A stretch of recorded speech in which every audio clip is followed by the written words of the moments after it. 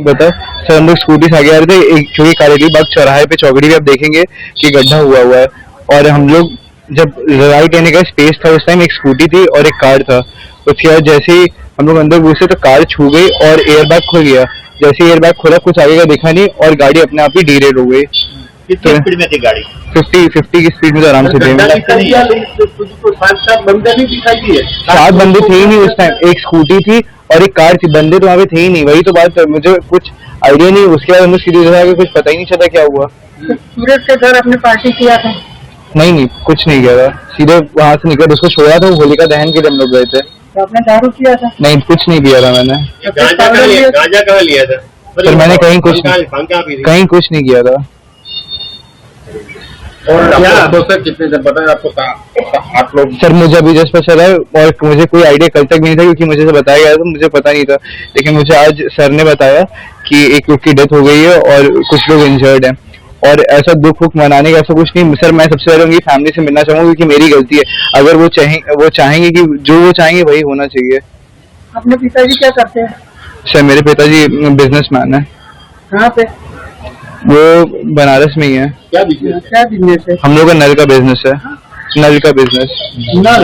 क्या है Vadodara car crash का पूरा मामला? क्या इस मामले के आरोपी रक्षित चौरसिया को बचाने की कोशिश हो रही है?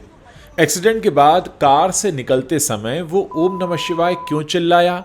ये निकिता कौन है जिसका वो नाम ले रहा था? उस पर किन धाराओं के तहत केस दर्ज हुआ है? इस मामले पर पूरी जानकारी लेकर हम हाजिर हैं। देखिए, होलिका दहन के कुछ घंटों बाद वडोदरा के पॉश इलाकों में शामिल करेली बाग हिट एंड रन मामले के जो मुख्य आरोपी है रक्षित चौरसिया, उसका मामला सोशल मीडिया पर काफ़ी तूल पकड़ चुका है। गुजरात के वडोदरा में 8 लोगों को कुचलने के बाद एक और राउंड और ओम नमः शिवाय चिल्लाते हुए रक्षित चौरसिया का वीडियो तो आपने देख ही लिया होगा। रक्षित का कहना है कि सड़क पर गड्ढे की वजह से एक्सीडेंट हुआ और इंडियन एक्सप्रेस की खबर के मुताबिक आरोपी रक्षित ने भांग खाने की बात कबूल ली है। पुलिस सैंपल लेकर नशे की जांच कर रही है। एक्सीडेंट के वक्त बगल की सीट पर बैठे प्रांशु चौहान से भी पुलिस अब पूछताछ कर रही है। एक्सीडेंट के बाद रक्षित अनदर राउंड क्यों चिल्लाया? क्या गड्ढे की कहानी सुनाकर वो बच जाएगा और क्या बगल की सीट पर बैठे दोस्त को भी सजा मिलेगी? आइए जानने की कोशिश करते हैं। वडोदरा में तेज रफ्तार कार से 8 लोगों को कुचलने का पूरा मामला जो है हम आपको बताते हैं। 13 मार्च की रात करीब 11:15 बजे गुजरात के वडोदरा के पौश इलाके करेली बाग में आम्रपाली कॉम्प्लेक्स का इलाका है। एक काले रंग की तेज रफ्तार फॉक्सवैगन वर्टिस कार ने 3 व्हीकल्स को टक्कर मारी, जिसकी चपेट में 8 लोग आ गए। एक महिला को कई फीट तक घिसटने के बाद कार रुक गई। सामने आए वीडियो में रक्षित चौरसिया पहले तो नशे में अपनी कार से टक्कर मारता है और ओम नमः शिवाय बोलता हुआ सड़क पर बाहर निकल आता है। चौरसिया ब्लैक रंग की Volkswagen Virtus GT plus car चला रहा था, जिसका नंबर प्लेट GJ06RA687 था। प्रारंभिक जांच के अनुसार वो मूल रूप से बनारस का रहने वाला है और वडोदरा में MS यूनिवर्सिटी में लॉ फैकल्टी में पढ़ता है। दुर्घटना के समय कार में मौजूद चौरसिया के दोस्त की पहचान मीत प्रांशु चौहान के रूप में हुई। ये कार चौहान की थी। वो मौके से भागने में सफल रहा। रक्षित चौरसिया के पिता का नाम रवीश चौरसिया बताया जा रहा है। उनके उत्तर प्रदेश के रसूखदार लोगों से संबंध होने की भी चर्चा है। रक्षित चौरसिया वडोदरा में PG में रहकर पढ़ाई कर रहा था। मीत चौहान वडोदरा की पारोल यूनिवर्सिटी का छात्र है जो उसके साथ था। पुलिस उपायुक्त पन्ना मोमाया के मुताबिक रक्षित वडोदरा में एक PG में रहता है। उसने लिंक्डइन प्रोफाइल में वडोदरा के महाराजा सयाजीराव विश्वविद्यालय में लॉ की पढ़ाई करने के बारे में जानकारी दी है। इस रोड एक्सीडेंट में जिस महिला की मौत हुई है उसका नाम हिमाली पटेल है। इस हादसे के समय वो महिला अपनी स्कूटी चला रही थी। घटना के बाद रक्षित ने दावा किया कि दोपहिया से टकराने पर कार के एयरबैग्स खुल गए, जिससे वो घबरा गया। उसने बताया कि एक्सीडेंट के समय उसने नशा नहीं किया था। एक्सीडेंट में शामिल गाड़ी डुआन टेक्नोलॉजी के नाम से रजिस्टर्ड है। ये प्रांशु चौहान के पिता की कंपनी है, जो उस समय ड्राइवर की बगल वाली सीट पर बैठा था। प्रांशु के पिता को भी गिरफ्तार किया गया है। रक्षित चौरसिया ने नशे में होने से इनकार किया, लेकिन मौके पर मौजूद लोगों का दावा था कि वो शराब के नशे में था। पुलिस के मुताबिक घटनास्थल पर मौजूद लोगों ने उसे कार से बाहर निकालने के बाद एक और राउंड, अनदर राउंड ऐसा चिल्लाते हुए उसे गिरफ्तार किया। मौके पर मौजूद लोगों ने रक्षित को पकड़कर पिटाई भी शुरू की। पुलिस पहुंची तो आरोपी को गिरफ्तार किया गया। बगल की सीट पर बैठा प्रांशु चौहान घटनास्थल से निकलकर भाग गया, लेकिन कुछ घंटों में पुलिस ने उसे भी पकड़ लिया। जिस कार से एक्सीडेंट हुआ उसका आरटीओ नंबर मैं आपको बता चुका हूं। इसका मालिकाना हक भी डियॉन टेक्नोलॉजी प्राइवेट लिमिटेड के पास है, जिसके निदेशक प्रशांत बहेटी, विक्रम जैन और जिग्नेश दोषी हैं। हालांकि पुलिस ने पुष्टि की है कि कार प्रांशु के पिता की थी। अब सवाल यह है कि क्या एक्सीडेंट के वक्त आरोपी रक्षित चौरसिया नशे में था? इसके 3 वर्जन सामने आए हैं।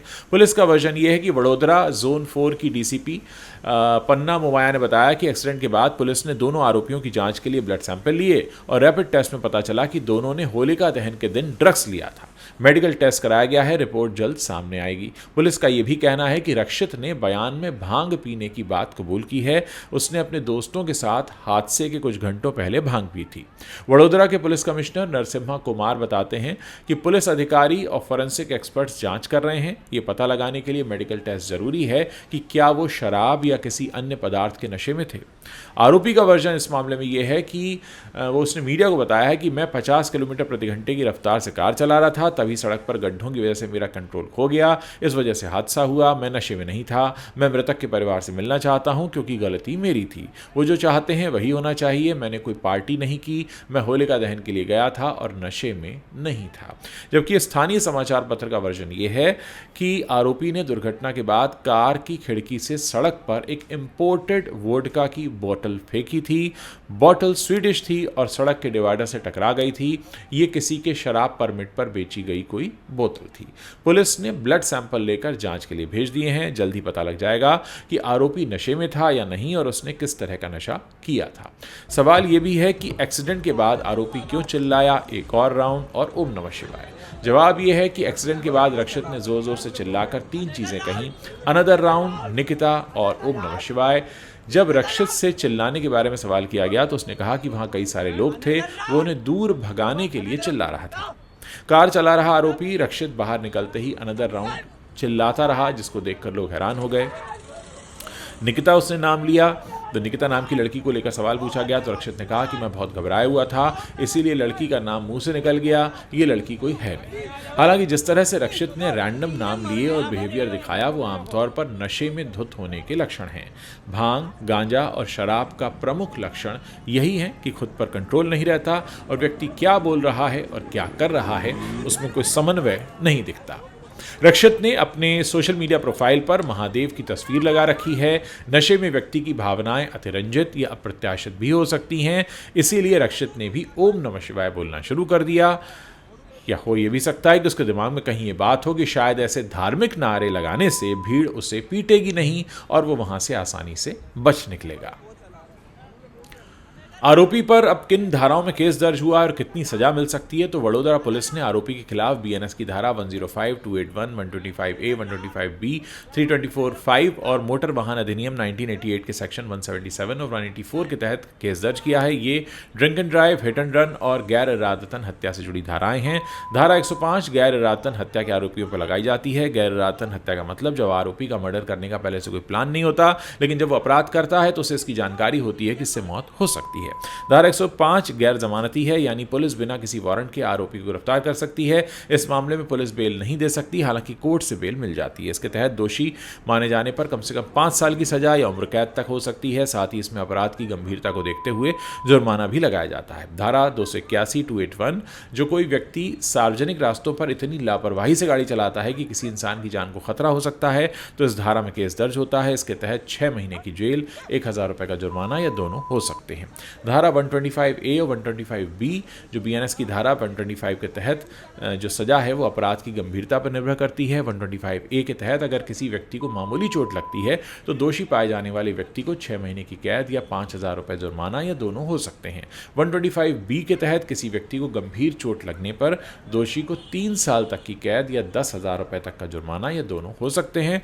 धारा 324 5, अगर कोई व्यक्ति शरारत करता है जिससे किसी व्यक्ति का 1 लाख रुपए या उससे ज़्यादा का नुकसान होता है तो 5 साल की जेल और जुर्माने की सज़ा मिलती है। इसके अलावा मोटर वाहन अधिनियम 1988 की धारा 177 के तहत सामान्य यातायात उल्लंघनों के पहले अपराध के लिए 500 रुपये तक और दूसरे अपराध के लिए 1500 रुपये तक का जुर्माने का प्रावधान है। वहीं धारा 184 के तहत खतरनाक तरीके से गाड़ी चलाने पर 1 साल तक की जेल या 5000 रुपये तक का जुर्माना हो सकता है। दोबारा अपराध करने पर सजा और जुर्माना दोनों बढ़ सकते हैं। अब सवाल ये भी है कि क्या नशे में गाड़ी चलाने या गड्ढों से बचने की बात से केस पर कोई असर पड़ेगा?